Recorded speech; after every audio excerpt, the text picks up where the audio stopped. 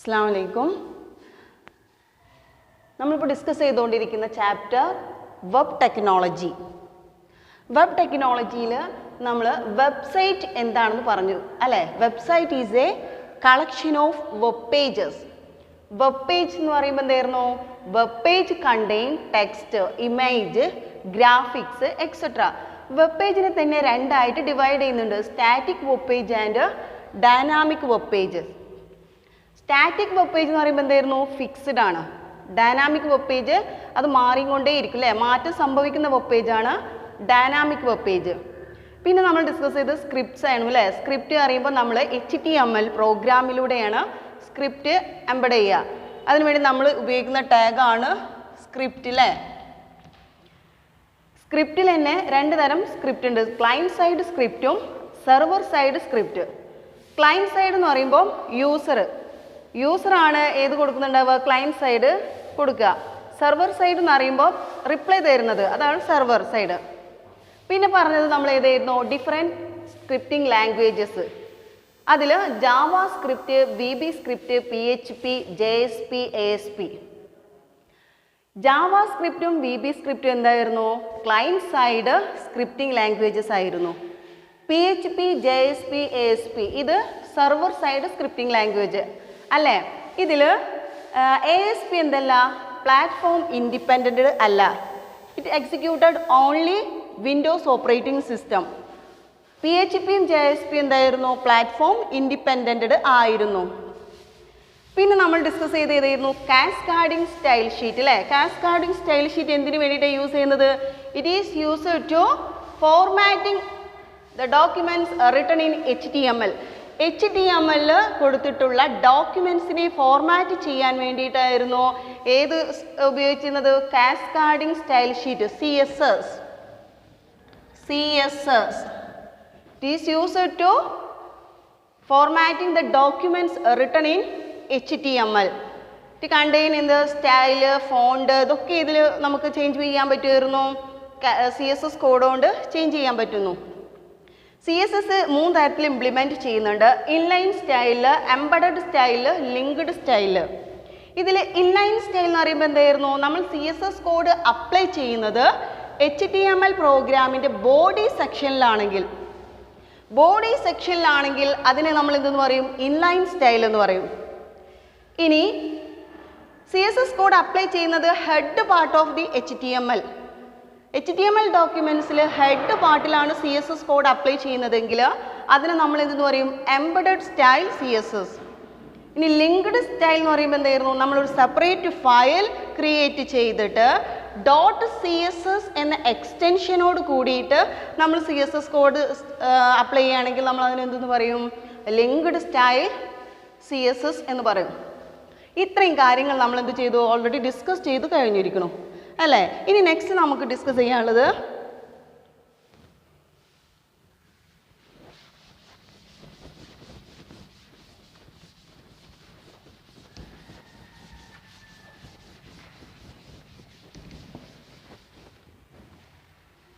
എന്താണ്?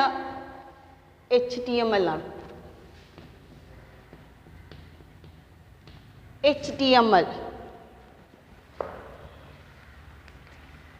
HTML കുറിച്ചാണ് discuss ചെയ്യാനുള്ളത്. HTML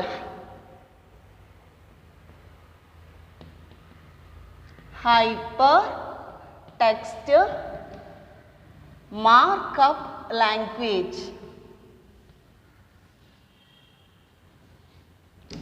hyper text markup language HTML full form ആണിത്. ഇനി HTML കുറിച്ച് പറയാനുള്ളത്, HTML അറിയപ്പെടുന്നത് ഇൻ്റർനെറ്റിൻ്റെ ലാംഗ്വേജ് എന്നാണ്. കാരണം വെബ് പേജ് ഡിസൈൻ ചെയ്യാൻ നമ്മൾ യൂസ് ചെയ്യുന്നത് ഏത് ലാംഗ്വേജ് ആണ്? HTML എന്ന ലാംഗ്വേജ് ആണ്. So it called language of internet. HTML it is not programming language.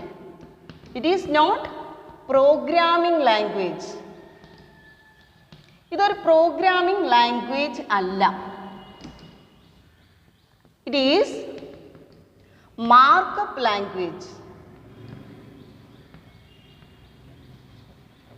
It is markup language. Markup language means set of tag. Markup means set of tags. HTML is not എന്താണ് programming language, it is a markup language. Markup language means എന്താണ്? Markup language set of tags. ഒരു HTML program എന്ന് പറഞ്ഞാൽ ഒരുപാട് tags ആണ്. അതിനുള്ള set of ടാഗ്സിനെയാണ് നമ്മൾ എന്ത് പറയുന്നത്? മാർക്കപ്പ് എന്ന് പറയുന്നത്. അപ്പോൾ HTML എന്താണ്? ഒരു മാർക്കപ്പ് ലാംഗ്വേജ് ആണ്. Okay, it is not case sensitive. Not case sensitive. It is not case sensitive. എന്താ കേസ് സെൻസിറ്റീവ് എന്ന് പറഞ്ഞാൽ?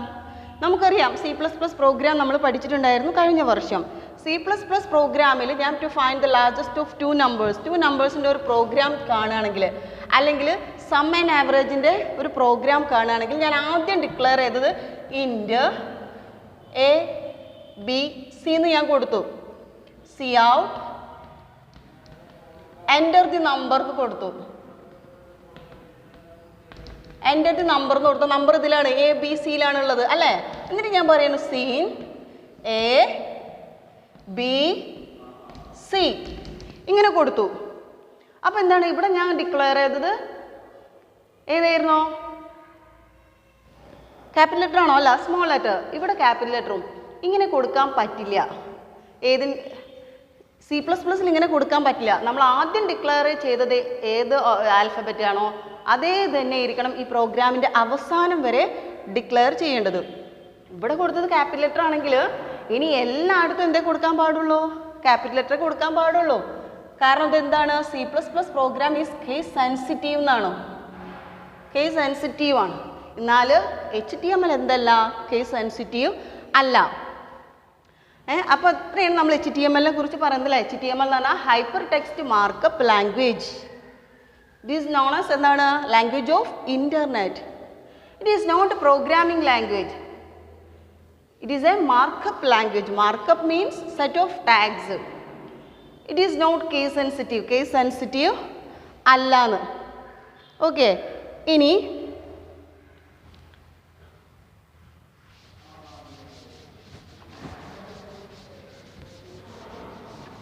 പറയുന്നത് എന്താണെന്ന് വെച്ചാൽ ഈ ടാഗ്സിൽ തന്നെ HTML ഒരുപാട് സെറ്റ് ഓഫ് ടാഗ്സ് ആണെന്ന് പറഞ്ഞു അല്ലേ? ഇതിൽ രണ്ട് തരം ടാഗ് വരുന്നുണ്ട്. Container tag and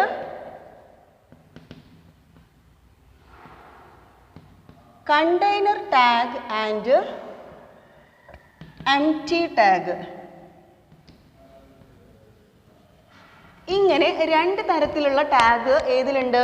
HTML പ്രോഗ്രാമിലുണ്ട്. എന്താണ് കണ്ടെയ്നർ ടാഗ്? എന്താണ് എംപ്റ്റി ടാഗ്?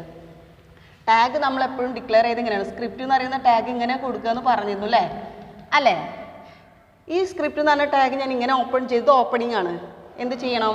നിർബന്ധമായിട്ട് ക്ലോസ് ചെയ്യണം. ഇങ്ങനെ ക്ലോസ് ചെയ്യണം. സ്ലാഷ് കൊടുത്തിട്ട് ക്ലോസ് ചെയ്യണം. ഇങ്ങനെ ഓപ്പണിങ്ങും ക്ലോസിങ്ങും ഉള്ള ടാഗിനെയാണ് എന്ത്? കണ്ടെയ്നർ ടാഗ് എന്ന് പറയുന്നത്. ഓപ്പൺ ചെയ്താൽ ക്ലോസ് ചെയ്യൽ നിർബന്ധമുള്ള ടാഗിനെ നമ്മൾ എന്ത് പറയും? കണ്ടെയ്നർ ടാഗ് എന്ന് പറയും. എക്സാമ്പിളാണ് HTML. HTML ഓപ്പൺ ചെയ്താൽ എന്ത് ചെയ്യണം? ക്ലോസ് ചെയ്യണം. ഹെഡ് ഓപ്പൺ ചെയ്താൽ എന്ത് ചെയ്യണം? ക്ലോസ് ചെയ്യണം. ഇതൊക്കെയാണ് ഏതിന് എക്സാമ്പിൾ. ഇനിയുണ്ട് കണ്ടെയ്നർ ടാഗിന് എക്സാമ്പിൾ. അപ്പോൾ എന്താണ്? ഓപ്പൺ ചെയ്ത് കഴിഞ്ഞാൽ ക്ലോസ് ചെയ്യൽ നിർബന്ധമുള്ള ടാഗിനെ കണ്ടെയ്നർ ടാഗ് എന്ന് പറയും. എന്നാൽ എംപ്റ്റി ടാഗിൻ്റെ കേസിൽ എന്തില്ല? ഓപ്പൺ ചെയ്ത് കഴിഞ്ഞാൽ ക്ലോസ് ചെയ്യൽ നിർബന്ധമില്ല. Does not require closing. That type of tag are called empty tag. BR ഒക്കെ അതിന് എക്സാമ്പിളാണ്. BR ടാഗ് ബ്രേക്ക് ചെയ്യാൻ വേണ്ടി, ലൈൻ ബ്രേക്ക് ചെയ്യാൻ വേണ്ടി യൂസ് ചെയ്യുന്ന ടാഗാണ് BR ടാഗ്. ഇത് ഏതിന് എക്സാമ്പിളാണ്? എംപ്റ്റി ടാഗിന് എക്സാമ്പിളാണ്. അപ്പോൾ കണ്ടെയ്നർ ടാഗ് എംപ്റ്റി ടാഗ് മനസ്സിലായല്ലോ അല്ലേ? ഓപ്പണിംഗ് ആൻഡ് ക്ലോസിംഗ് ടാഗിന് എന്തെന്ന് പറയും? Container tag. Does not require closing are called empty tag. Okay, next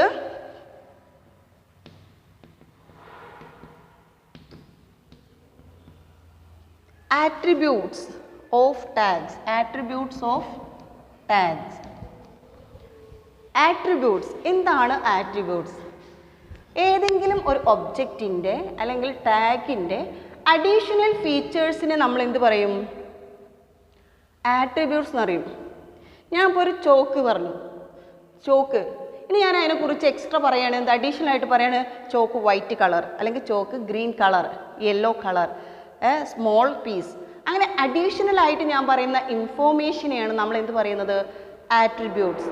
അപ്പോൾ ഒരു ടാഗിൻ്റെ കേസിലും അഡീഷണൽ ആയിട്ട് എന്തെങ്കിലുമൊക്കെ ഇൻഫോർമേഷൻ ഉണ്ടെങ്കിൽ അതിനെ നമ്മൾ എന്ത് പറയും?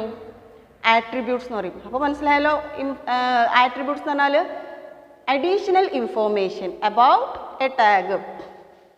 Additional information about a tag are called attributes. അപ്പോൾ HTML എന്താണെന്ന് പറഞ്ഞു. HTML ഒരു മാർക്കപ്പ് ലാംഗ്വേജ് ആണെന്ന് പറഞ്ഞു. ആ HTML എന്ന് പറഞ്ഞാൽ എന്തായിരുന്നു? രണ്ട് തരം ടാഗുകളുണ്ട്. കണ്ടെയ്നർ ടാഗും ഉണ്ട്, എംപ്റ്റി ടാഗും ഉണ്ട്. കണ്ടെയ്നർ ടാഗ് എന്ന് പറഞ്ഞാൽ ഓപ്പൺ ചെയ്ത് കഴിഞ്ഞാൽ ക്ലോസ് ചെയ്യൽ നിർബന്ധമുള്ള ടാഗാണ്. എംപ്റ്റി ടാഗ് എന്ന് പറഞ്ഞാൽ ക്ലോസ് ചെയ്യൽ നിർബന്ധമില്ല. പിന്നെ ആട്രിബ്യൂട്ട്സ് എന്ന് പറഞ്ഞാൽ ഈ ടാഗിനെ കുറിച്ചുള്ള അഡീഷണൽ ഫീച്ചേഴ്സിനെ നമ്മൾ എന്തെന്ന് പറയുന്നു? ആട്രിബ്യൂട്ട്സ് എന്ന് പറയുന്നു. ഓക്കെ, ഇനി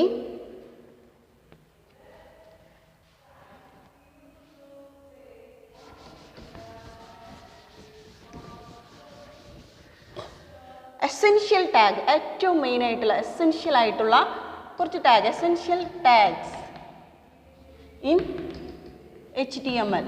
HTML എസെൻഷ്യൽ ടാഗ്സ് ഏതൊക്കെയാണ് നോക്കാം. എസെൻഷ്യൽ ടാഗാണ് ഫസ്റ്റ് വൺ HTML. HTML ആണ് എന്ത്? എസെൻഷ്യൽ ആയിട്ടുള്ള first tag. It is used to identify the documents are HTML documents. നമ്മൾ കൊടുത്തിരിക്കുന്ന ഡോക്യുമെൻ്റ് HTML ആണെന്ന് ഐഡൻറ്റിഫൈ ചെയ്യാൻ വേണ്ടിയിട്ടാണ് ഏത് ടാഗ് യൂസ് ചെയ്യുന്നത്? HTML ടാഗ് യൂസ് ചെയ്യുന്നത്. എസെൻഷ്യൽ ടാഗിൽ ആദ്യം ഒരു HTML പ്രോഗ്രാം സ്റ്റാർട്ട് ചെയ്യുന്നത് ഏത് വെച്ചിട്ടാവും? HTML എന്ന് പറയുന്ന ടാഗ് വെച്ചിട്ടാണ്.